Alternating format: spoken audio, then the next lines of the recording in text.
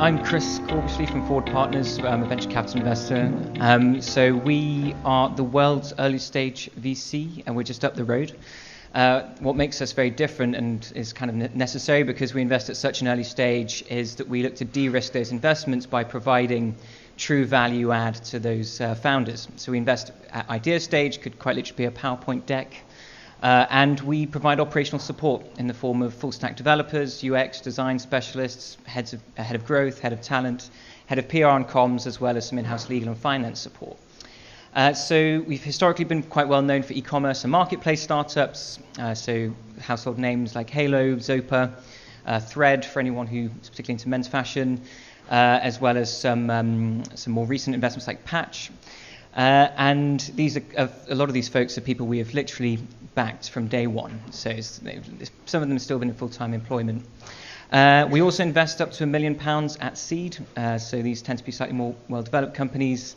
And with our launch of our second fund, with a big focus on what we call applied AI, we've subsequently taken a lot of investments in SaaS and enterprise sales businesses. So that was really going to be the focus of this topic, which was sharing some learnings that we've gone through and certainly that we go through on a sort of monthly or quarterly basis with our portfolio companies who are enterprise sales businesses.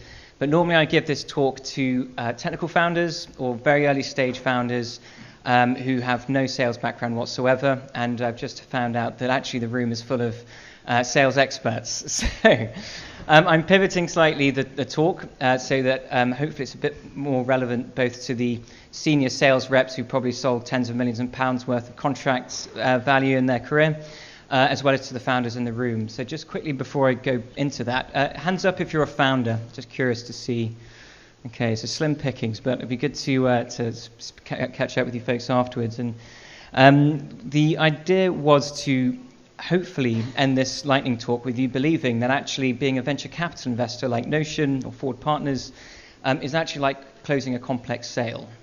So the tips that we tend to give to our sort of early stage founders is to come up with a sales playbook. So quick question, does anyone here use sales playbooks sort of on a personal level to sort of develop their own style or on a training basis? So do you guys develop your own sales playbooks? So fairly familiar with the concept. For those that aren't, it's a little bit like, the American football coaches with the, thing in their ear, and they're sort of sitting there with their pad and trying to work out plays, which are ultimately designed to score a goal. So in our context, it's about closing a deal. It could be a company we've backed that's looking to close quite a long sales cycle. It could be us actually trying to get a deal over the line and convincing a founder that we're the right VC for them. So first thing we always suggest and recommend is to map out your sales process. So it could be your personal one, it could be one that you've been sort of prescribed by your own sort of team or the organization itself, and it's fairly classic. Starts with prospecting, goes to the propositioning, qualifying, and then the close. And what I'm going to focus on a little bit is on propositioning and what we really feel and have seen leads to successful closes, because really a lot of the work you're doing there is what closes the deal.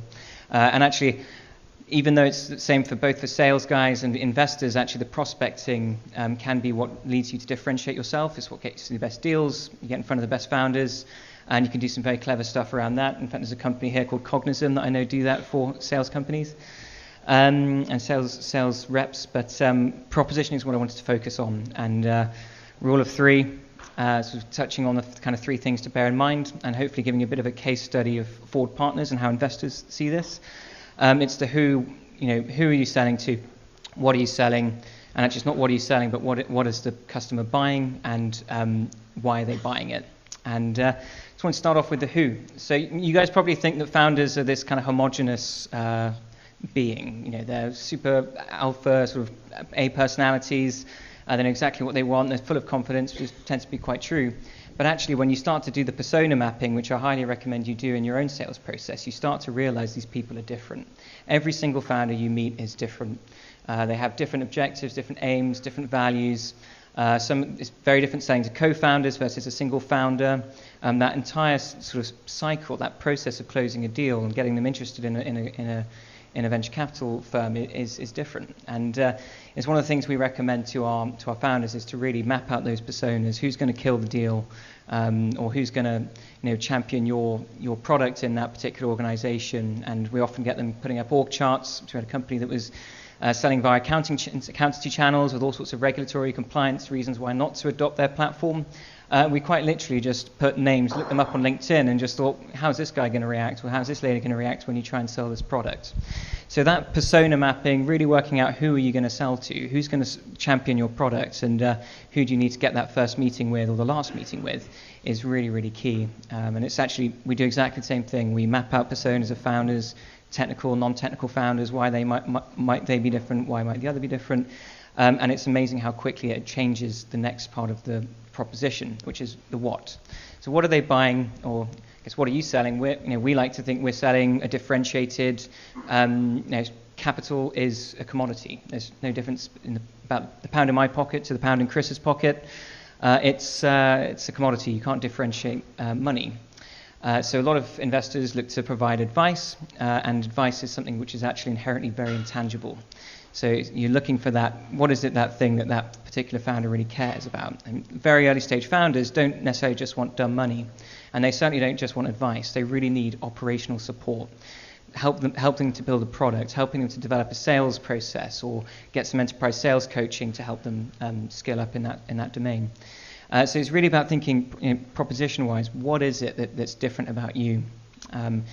Third part is the why, and this all comes down to objection handling. And I'm sure you come across it constantly on a daily basis, and you probably, the best salespeople always have a list of potential objections and good answers to tackle those. And very often you get ones you don't expect.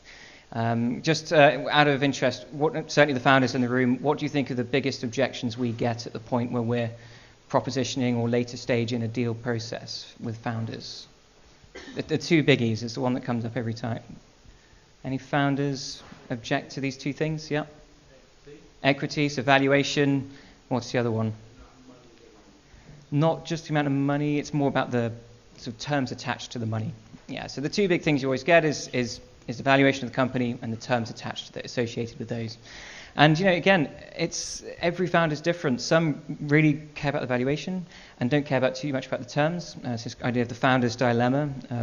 People that want to take control of their business, want to be king or queen of that company, and don't want to give up any control. And that's what terms are designed to do, because the investor tends to need to protect their investment. It's a quid pro quo. And they tend to be not the right candidate for venture capital. So building organically, growing organically, getting those sales contracts in is probably the right way forward. And then you've got the ones that want to get rich. And this is a study by Harvard Business School that actually shows that those that do take money, they cede control, but they ultimately get much greater wealth generation, both themselves and the investors in the process.